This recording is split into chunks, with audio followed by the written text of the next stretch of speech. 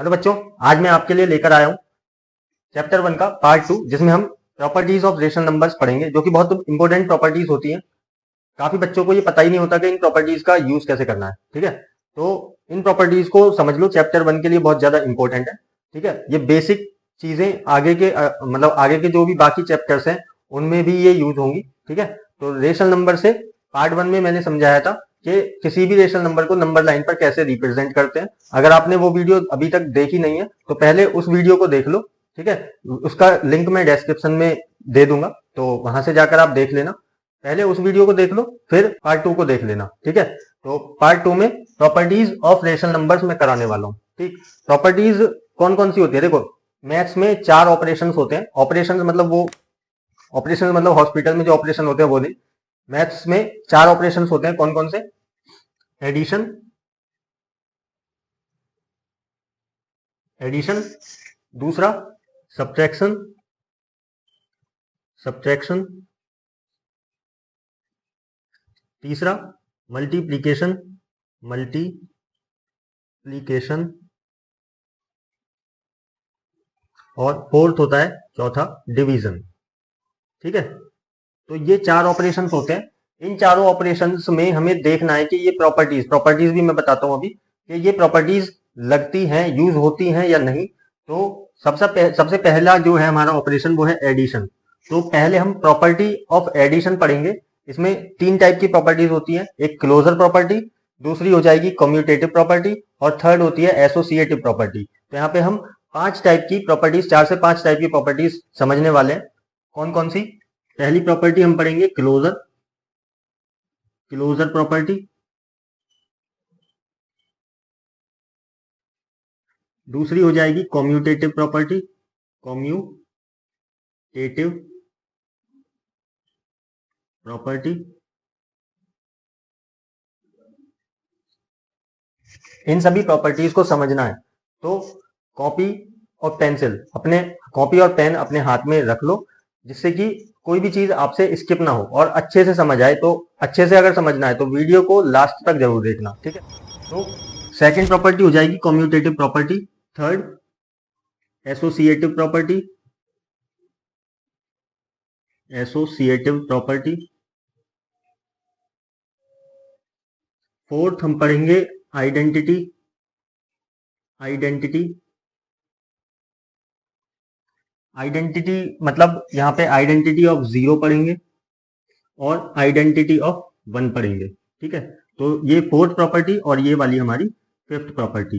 ठीक है, तो ये 4 से 5 प्रॉपर्टीज हम पढ़ने वाले हैं इस वीडियो में। तो जल्दी से हम देख लेते हैं क्लोजर प्रॉपर्टी, जो कि है एडिशन के लिए। तो एडिशन मतलब ये क्लोजर प्रॉपर्टी किस किस ऑपरेशन में लगती है, इसको हम देख लेंगे। तो ये मैं मिटा लेता हूं।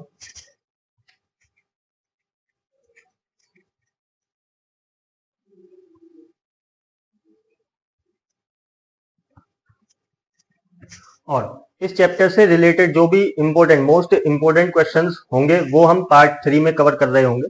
ठीक है, तो आई होप के आपने चैनल सब्सक्राइब कर रखा होगा। अगर चैनल सब्सक्राइब नहीं किया है तो चैनल को सब्सक्राइब कर लेना और नोटिफिकेशन बेल आइकन जरूर दबा लेना, जिससे कि मेरी आगे आने वाली जो इंपॉर्टेंट वीडियोस मैं डालूंगा, हर चैप्टर से वीडियोस यहाँ पे होंगी, उनका नोटिफिकेशन आप तक टाइम से जरूर पहुंच जाए। ठीक है, तो इसलिए नोटिफिकेशन बेल आइकन दबाना जरूरी है। तो पहली प्रॉपर्टी हम पढ़ेंगे property of addition, property of addition. भाई एडिशन में कौन कौन सी प्रॉपर्टी लगती हैं, कौन कौन सी प्रॉपर्टीज लगती हैं। पहला देख लेंगे क्लोजर प्रॉपर्टी क्या होता है। क्लोजर प्रॉपर्टी,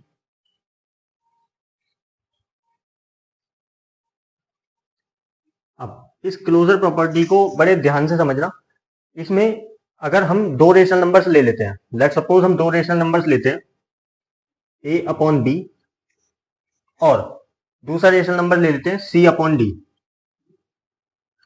अब अगर मैं इन दोनों को ऐड करता हूं, मतलब प्लस करता हूं, ऐड कर दूं, तो हमारे पास जो भी आंसर आएगा, मतलब आंसर कैसे आएगा, यहाँ पे हम एलसीएम लेंगे, एलसीएम लेंगे तो आएगा बी डी, और फिर एलसीएम लेने के बाद ऊपर बचेगा A D plus B C. तो ये जो हमारा एडिशन करने के बाद आंसर आएगा, ये भी हमारा रेशनल नंबर होगा। मतलब दो रेशनल नंबर्स को ऐड करने पर अगर हमारा आंसर रेशनल आ रहा है तो यानी कि क्लोजर प्रॉपर्टी हमारी एडिशन में यूज हो रही है। ठीक है, तो इससे ये पता लगता है। फॉर एग्जांपल नंबर्स ले लेते हैं। लेट सपोज 2/3 प्लस मैं ले लेता हूँ 4/5। अब ये दो रेशनल नंबर्स हैं, इनको मैं ऐड कर रहा हूँ। ठीक है, बीच में प्लस का साइन है। एलसीएम लेंगे तो 3 into 5 करके एलसीएम आ जाएगा 15। 3 5 times 15, 5 2 10 plus 5 3 times and 4 3 times 12। तो यहां से आ गया 22/15। तो 22/15 जो हमारा इनको ऐड करने पर आया है, क्या वो रेशनल नंबर नहीं है? बिल्कुल है। कैसे? रेशनल नंबर्स वो नंबर्स होते हैं जिनको हम P/Q की फॉर्म में लिख सकते हैं। तो यहाँ पे P हमारा 22 है एंड Q 15 है। बस कंडीशन ये होनी चाहिए, नीचे जीरो नहीं आना चाहिए। क्यों? क्योंकि रेशनल नंबर्स वही नंबर्स होते हैं जिनको P/Q की फॉर्म में लिख सकते हैं और Q हमारा जीरो नहीं होना चाहिए, मतलब डिनोमिनेटर जीरो नहीं होना चाहिए। अब ये डिनोमिनेटर जीरो क्यों नहीं होना चाहिए? क्योंकि जब लेट सपोज मैं न्यूमरेटर में 1 ले लेता हूं और नीचे लगा लेता हूं 0, तो आप इसको कैलकुलेटर में भी सॉल्व करके देखोगे ना, तो इसका आंसर या तो लिखा आएगा एरर या फिर नॉट डिफाइंड। मतलब इसका कोई आंसर आएगा ही नहीं, इसका आंसर होगा नॉट डिफाइंड। ठीक है, तो इसलिए हम बोलते हैं रेशनल नंबर में जो नीचे वाला इंटीजर होता है वो हमारा जीरो नहीं होना चाहिए। ठीक है, आई होप कि आपको क्लोजर प्रॉपर्टी समझ आ गई होगी। क्या करते हैं, अगर हम दो रेशनल नंबर्स को ऐड करेंगे तो जो हमारा रिजल्ट आएगा, जो हमारा आंसर आएगा, वो हमारा रेशनल नंबर होगा। ठीक है, तो क्लोजर प्रॉपर्टी में बस इतना सही है। देख लेते हैं दूसरी प्रॉपर्टी।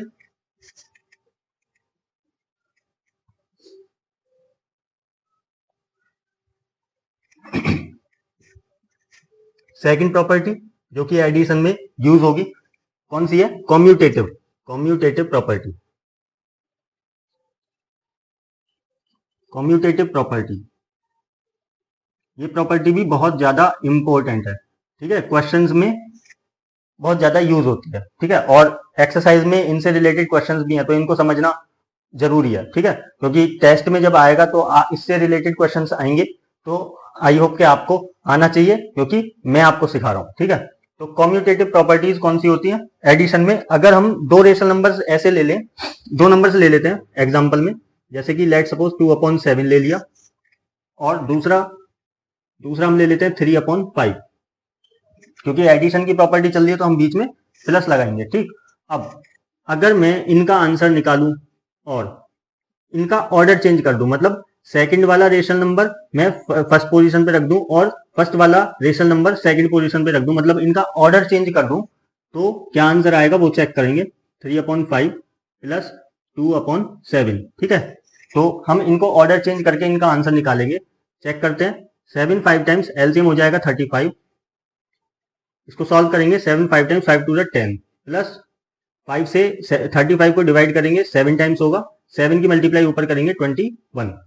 इधर क्या होगा? एलसीएम सेम आएगा 35। 5 से 35 को डिवाइड करेंगे 7 टाइम्स होगा एंड 7 की मल्टीप्लाई ऊपर तो 21। बीच में प्लस है, प्लस लगा लो। 7 से 35 को डिवाइड करेंगे तो 5 टाइम्स होगा, 5 की मल्टीप्लाई 2 में करेंगे आ जाएगा 10। ठीक, अब 10 और 21 को प्लस करेंगे तो आ जाएगा 31/35। ठीक, लेफ्ट हैंड साइड में ये आंसर आया और इधर भी सेम ही आंसर आ रहा है 31/35। तो LHS इक्वल टू RHS का मतलब ये है कि कॉम्यूटेटिव प्रॉपर्टी में होता क्या है कि अगर हम दो रेशनल नंबर्स को ऐड कर रहे हैं तो अगर हम उनका ऑर्डर भी चेंज कर देना तो आंसर हमारा सेम रहेगा। ठीक है, अब तीसरी प्रॉपर्टी, आई होप कि आपको ये प्रॉपर्टी समझ आ गई होगी। दो रेशनल नंबर्स का ऑर्डर चेंज करने पर आंसर में कोई चेंज नहीं होता। ठीक है, तीसरी प्रॉपर्टी हम देखते हैं एसोसिएटिव प्रॉपर्टी। एसोसिएटिव प्रॉपर्टी थोड़ा सा उसमें थोड़ा अलग, एसोसिएटिव प्रॉपर्टी में थोड़ा सा अलग है। तीसरी प्रॉपर्टी का नाम है एसोसिएटिव प्रॉपर्टी। एसोसिएटिव प्रॉपर्टी, मैं प्रॉपर्टी नहीं लिख रहा, शॉर्ट में लिख देता हूं। ठीक है, क्योंकि व्हाइट बोर्ड है, डिजिटल बोर्ड तो है नहीं, टाइम लगता है और वीडियो ज्यादा लंबी हो जाएगी। ठीक है, इसलिए मैंने एसोसिएटिव लिख दिया, प्रॉपर्टी का नाम नहीं लिखा, प्रॉपर्टी नहीं लिखा है। ठीक है, अब एसोसिएटिव प्रॉपर्टी में क्या होता है कि यहाँ पे हमारे पास दो रेशनल नंबर्स की जगह तीन रेशनल नंबर्स होंगे। ठीक है, अब तीन रेशनल नंबर्स अगर मैं ले लेता हूं, let suppose a upon B plus b upon C plus c upon D, ठीक है, ये तीन रेशनल नंबर्स मैंने ले लिए। अब पहले मैं क्या करूंगा कि इनकी ग्रुपिंग कर लूंगा, मतलब ब्रैकेट लगा लूंगा इन दो पे, इन दो रेशनल नंबर्स को ब्रैकेट में बंद कर लूंगा, क्लोज कर दूंगा। अब अगर मैं इस ग्रुपिंग को इंटरचेंज कर दूं, अभी तो सेकंड और थर्ड वाले में ग्रुपिंग लगी हुई है, ब्रैकेट लगे हुए हैं।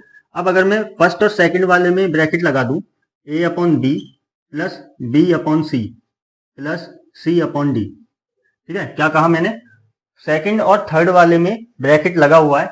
अब अगर इस ब्रैकेट की पोजीशन में चेंज कर दूं, ठीक है, ग्रुपिंग को चेंज कर दूं, मतलब पहले और सेकंड, पहले और दूसरे रेशनल नंबर के ऊपर मैं ब्रैकेट, इनको मैं ब्रैकेट में क्लोज कर देता हूं, तो क्या इनका आंसर चेंज होगा?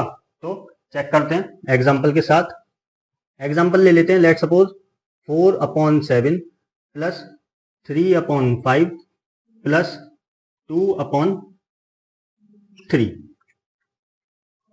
लेफ्ट हैंड साइड में ऐसे ग्रुपिंग कर लेते हैं, दूसरी तरफ राइट हैंड साइड में 4 अपॉन 7, अब ध्यान देना कि रेशनल नंबर्स यही होने चाहिए, ठीक है, 4 upon 7 plus 3 upon 5 plus 2 upon में 3, ग्रुपिंग फर्स्ट और सेकंड पे करनी है इस बार। अब इनका आंसर हम चेक करते हैं। अब according to BODMAS rule I hope कि आपको पता होगा।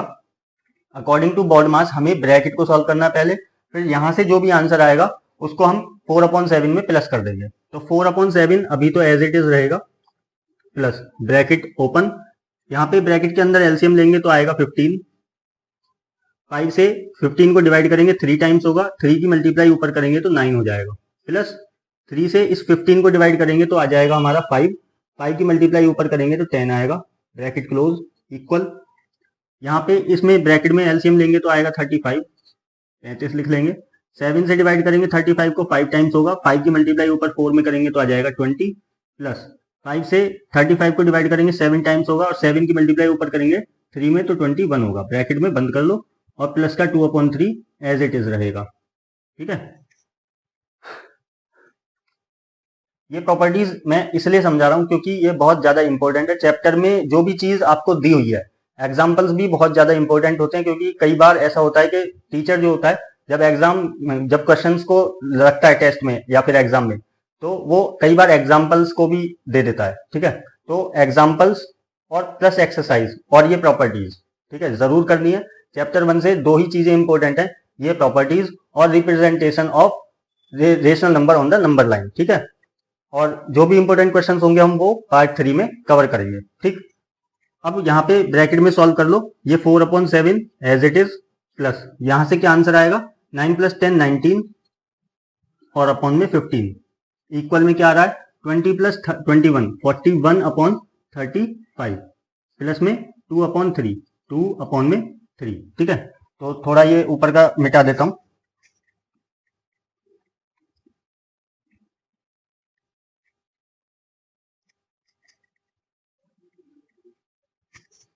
अब यहाँ पे हमें फिर से एलसीएम लेना पड़ेगा। 7 और 15 का एलसीएम क्या होगा, 7 और 15 का एलसीएम अगर हम लेंगे तो यानी कि इनकी मल्टीप्लाई करेंगे तो आ जाएगा 105, 105 यहाँ पे एलसीएम हो जाएगा। अब 7 से अगर मैं 105 को डिवाइड करता हूं तो 15 टाइम्स होगा, 15 की मल्टीप्लाई ऊपर करेंगे तो आ जाएगा 60, प्लस 15 से 105 को डिवाइड करेंगे तो होगा 7 टाइम्स, एंड 7 की मल्टीप्लाई 19 में करेंगे तो क्या होगा, अब 19 7 का कितना होता है, ठीक है, 19 7 होता है 133, 19 7 133 यहाँ पे हो गया, इक्वल, यहाँ से एलसीएम लेंगे तो सेम आएगा 105, 35 इंटू 3 होता है 105, 105।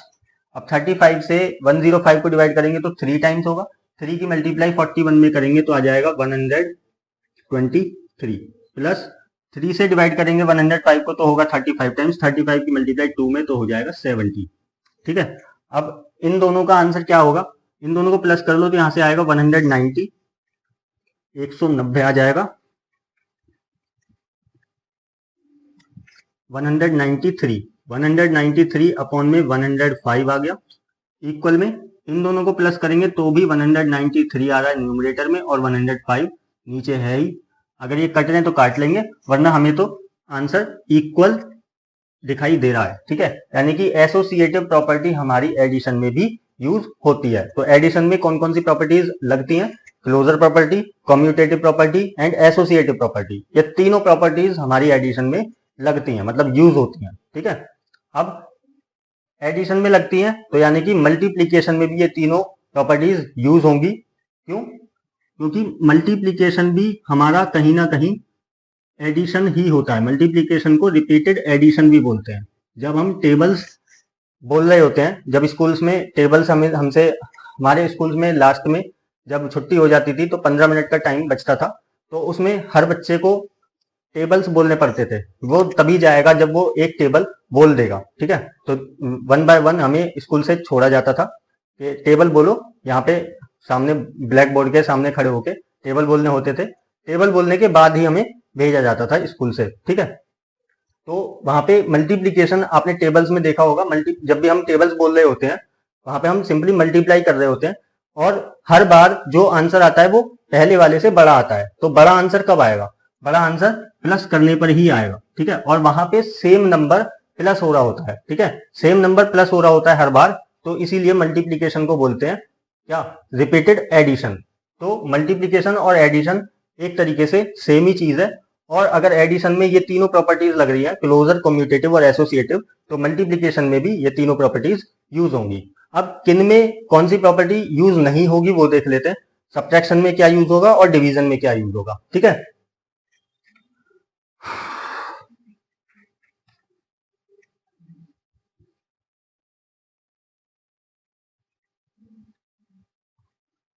और हाँ, जो प्रॉपर्टी सब्ट्रैक्शन के लिए सब्ट्रैक्शन में यूज होगी वही प्रॉपर्टी डिवीजन में भी यूज होगी, और जो प्रॉपर्टी सब्ट्रैक्शन में यूज नहीं होगी वो प्रॉपर्टी डिवीजन में भी यूज नहीं होगी, ठीक है। तो ये बात ध्यान रखना।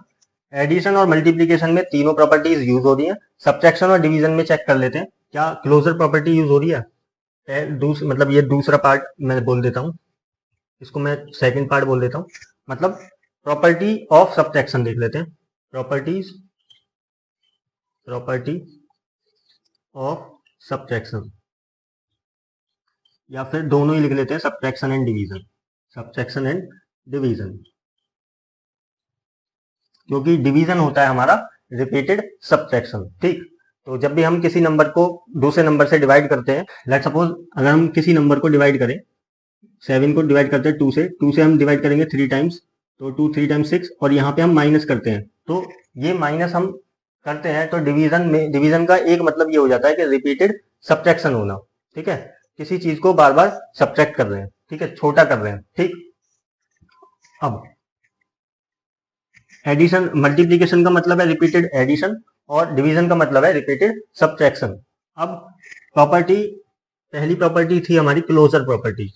क्लोजर, मैं केवल क्लोजर लिख रहा हूं। अब क्लोजर प्रॉपर्टी में मैंने क्या बताया कि दो रेशनल नंबर्स होंगे जिनको एडिशन में मैंने क्या बताया था, जिनको हम प्लस करते हैं और आंसर जो आता है हमारा प्लस करने के बाद वो रेशनल नंबर होता है। अब क्या ये क्लोजर प्रॉपर्टी सब्ट्रैक्शन में यूज होगी कि नहीं होगी वो चेक कर लेते हैं।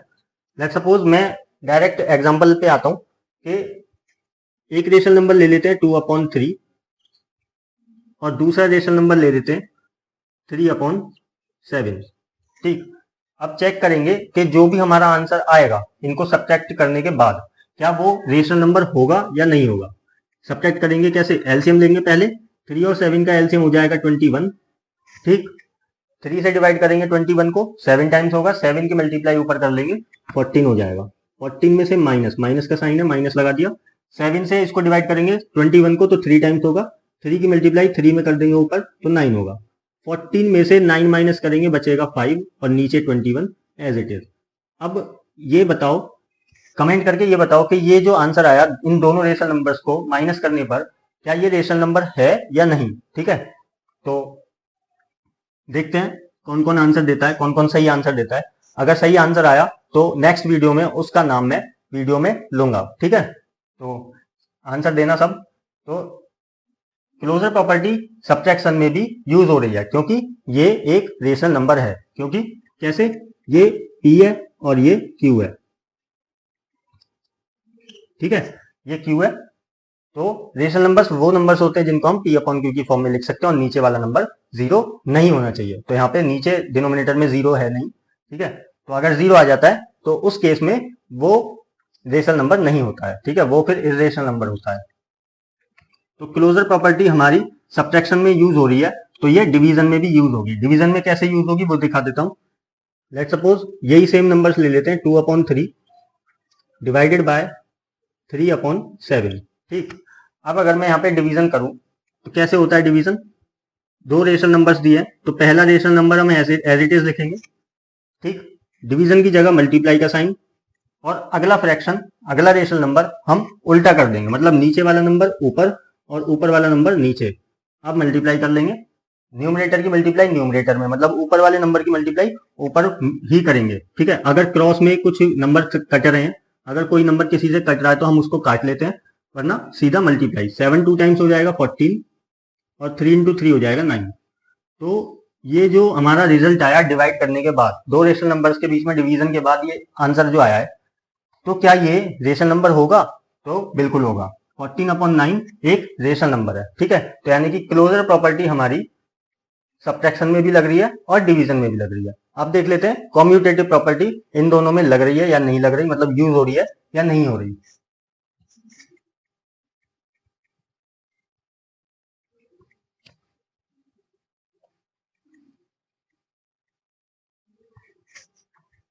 दूसरी प्रॉपर्टी है कॉम्यूटेटिव प्रॉपर्टी, कॉम्यूटेटिव कम्यूटेटिव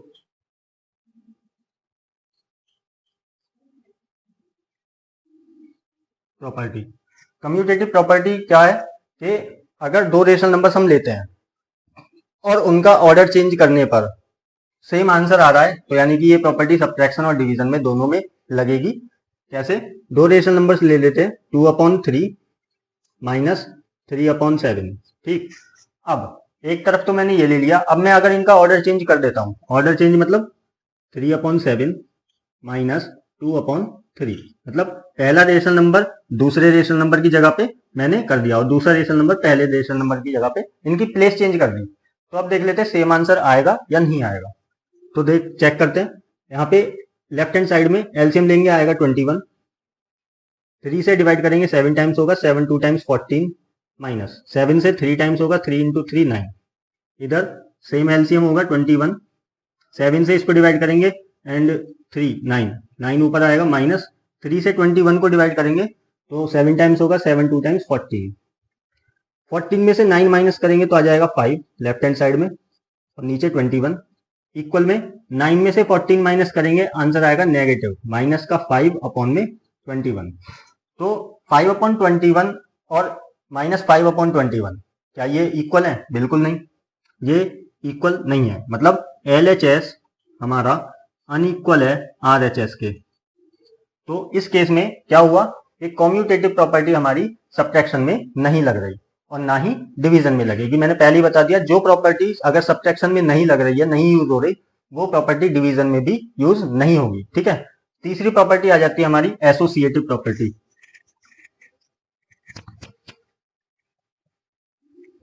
बस ध्यान ये रखना है कि क्लोजर प्रॉपर्टी में क्या करते हैं, कॉम्यूटेटिव प्रॉपर्टी में क्या करते हैं और एसोसिएटिव प्रॉपर्टी में क्या करते हैं, ठीक है। तो आपको अपने आप ही पता लग जाएगा कि कौन सी प्रॉपर्टी किसमें यूज होती है, ठीक। अब तीसरी प्रॉपर्टी है एसोसिएटिव प्रॉपर्टी। एसोसिएटिव प्रॉपर्टी को चेक कर लेते हैं, क्या ये सब्ट्रैक्शन में यूज हो रही है या नहीं हो रही, ठीक। एसोसिएटिव प्रॉपर्टी में 3 रेशनल नंबर्स होते हैं जिसमें हम ग्रुपिंग करते हैं। लेफ्ट हैंड साइड में अगर मैं 3 रेशनल नंबर ले लूं, 2/3, सब्ट्रैक्शन है तो माइनस करेंगे, माइनस 3/7 माइनस 4/5। ये 3 रेशनल नंबर्स ले लिए और सेकंड और थर्ड रेशनल नंबर के ऊपर मैंने ब्रैकेट लगा लिया। अब राइट हैंड साइड में हम क्या करेंगे कि फर्स्ट और सेकंड के ऊपर ब्रैकेट लगाएंगे, 2/3 माइनस 3/7, इनके ऊपर हम ब्रैकेट लगा लेंगे और माइनस का 4/5 लिख लेंगे बाहर। अब चेक करेंगे लेफ्ट हैंड साइड का आंसर और राइट हैंड साइड का आंसर क्या आएगा। अगर सेम आता है, इक्वल आता है, तो एसोसिएटिव ये प्रॉपर्टी, एसोसिएटिव प्रॉपर्टी सब्ट्रैक्शन में यूज होती है, ठीक है। अगर सेम नहीं आएगा तो यूज नहीं होगी। आंसर देख लेते हैं, 2/3 एज इट इज रहेगा, माइनस 7 और 5 का एलसीएम 35, ठीक, 7 से ये 5 टाइम्स जाएगा, 5 इंटू 3 15, माइनस 5 से ये 7 टाइम्स, तो 7 इंटू 4 28, ब्रैकेट क्लोज, इक्वल में एलसीएम यहाँ पे 7 और 3 का 21 आएगा, 3 से ये 7 टाइम्स, 7 2 टाइम्स 14, माइनस 7 से ये 3 टाइम्स, 3 इंटू 3 9, ठीक है, माइनस का 4/5, ठीक है। जिसको भी एलसीएम लेना नहीं आता, ठीक है, एलसीएम के लिए मैं एक अलग से एक सेपरेट वीडियो बना दूंगा, ठीक है, वो देख लेना। अभी के लिए जल्दी जल्दी समझा रहा हूं क्योंकि वीडियो बहुत लेंदी हो जाएगी। 2/3 एज इट इज रहेगा, माइनस यहां से जब सब्ट्रैक्ट करेंगे न्यूमरेटर को, 15 में से 28 माइनस नहीं हो सकता, 15 में से 28 माइनस नहीं हो सकता, तो 28 में से 15 माइनस कर लेंगे और आंसर हमारा नेगेटिव आएगा, ठीक है, मतलब नेगेटिव आंसर आएगा। 28 में से 15 माइनस करेंगे, बचेगा 13 और नीचे बचेगा 35, इक्वल 14 में से 9 माइनस करेंगे, 5 बचेगा, नीचे है 21, बाहर माइनस है 4/5, ठीक। अब इन दोनों को सॉल्व करेंगे,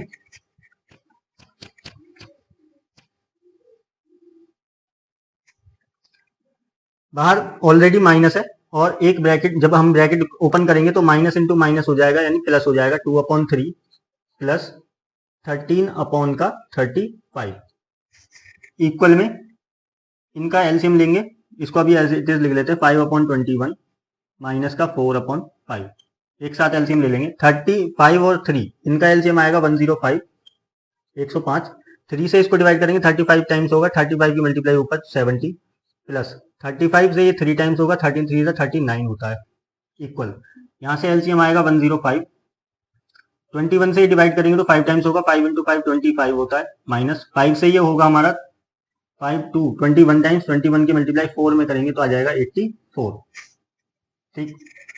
अब लेफ्ट हैंड साइड में हमारा आंसर आ रहा है 109/105 और राइट हैंड साइड में आरएचएस में आ रहा है नेगेटिव आंसर, 14 माइनस 5 होता है 9, 7 माइनस 2 हो जाएगा 5, माइनस का 59/105, ठीक। तो साफ साफ दिख रहा है कि ये दोनों अनइक्वल है, इक्वल नहीं है, ठीक है, और इक्वल नहीं है तो क्या होगा, यानी कि एसोसिएटिव प्रॉपर्टी हमारी सब्ट्रैक्शन में और डिवीजन में किसी में भी यूज नहीं होती, ठीक है। तो आई होप कि आपको ये 3 टाइप की प्रॉपर्टीज समझ आ गई होंगी।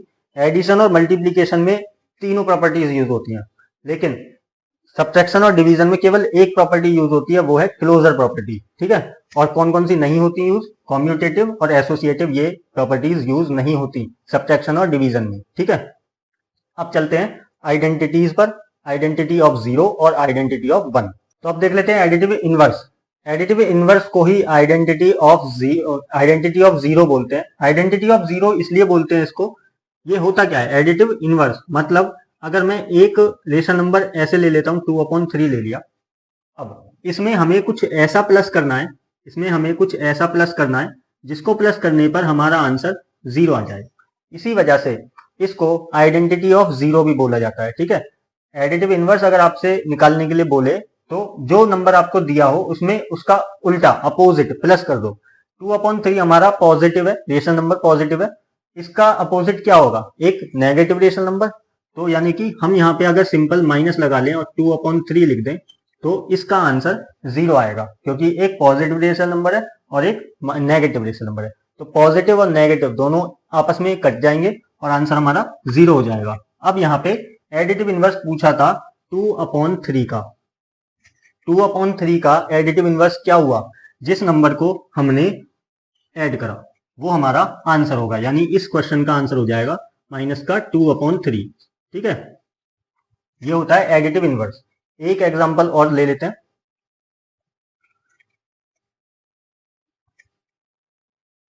तो ध्यान रखना, जब भी एडिटिव इनवर्स पूछे आपसे क्या करना है, लेट सपोज -3/7 दे दिया, ठीक है, और पूछेगा इसका एडिटिव इनवर्स बता दो, तो क्या होगा, सिंपल इसमें कुछ ऐसा प्लस कर लो, मतलब इसका अपोजिट प्लस कर लो। ये नेगेटिव रेशनल नंबर है, आप प्लस करो positive rational number 3/7।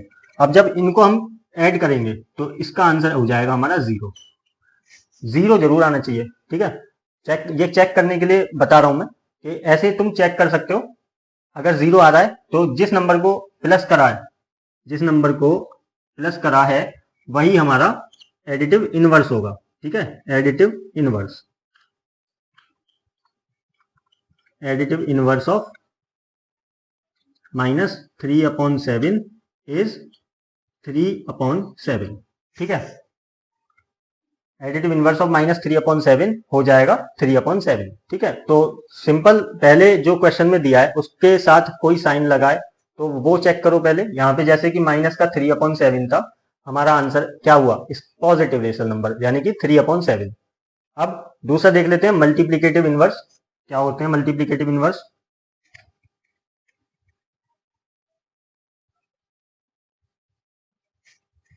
Multiplicative inverse, ये बहुत इंपॉर्टेंट है मल्टीप्लीकेटिव इनवर्स।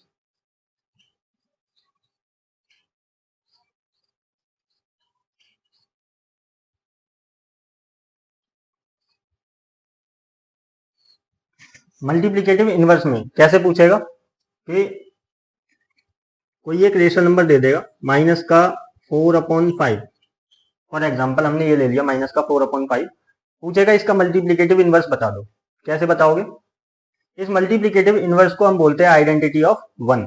ठीक है, आइडेंटिटी ऑफ वन भी बोलते हैं, यानी कि कहने का मतलब ये है हमें दिए हुए रेशनल नंबर में ऐसा नंबर मल्टीप्लाई करना है, क्योंकि मल्टीप्लीकेटिव इनवर्स है तो हमें ऐसा नंबर मल्टीप्लाई करना है जो कि इसका उल्टा हो, जो कि इसका अपोजिट हो। अपोजिट क्या होगा भाई? साइन तो सेम लगेगा, लेकिन अपोजिट क्या होगा?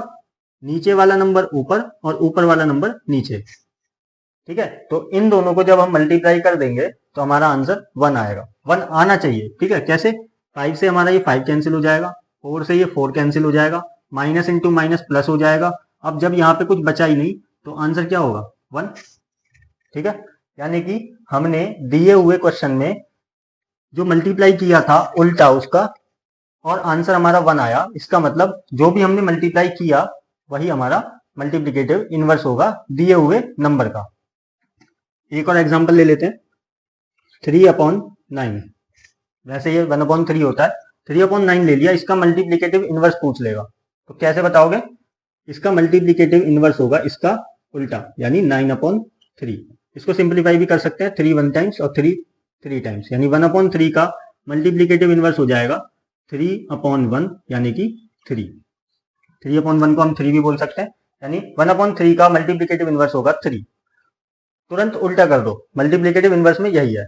अगर नेगेटिव रेशनल नंबर दिया है तो आंसर में भी नेगेटिव आंसर होना चाहिए। ठीक है, नेगेटिव साइन लगेगा, लेकिन जो रेशनल नंबर होगा वो अपोजिट होगा, उल्टा होगा, इनवर्स होगा। इनवर्स का मतलब अपोजिट होता है। ठीक है, तो ये मैंने properties of rational numbers complete कर दी है। ठीक है, कौन कौन सी प्रॉपर्टीज हमने इसमें पढ़ी? Closure property, commutative property, associative property और identity of 0 and identity of 1। तो ये 4 से 5 प्रॉपर्टीज मैंने आपको बता दी इस वीडियो में। आई होप कि आपको सारी प्रॉपर्टीज अच्छे से समझ आ गई होंगी।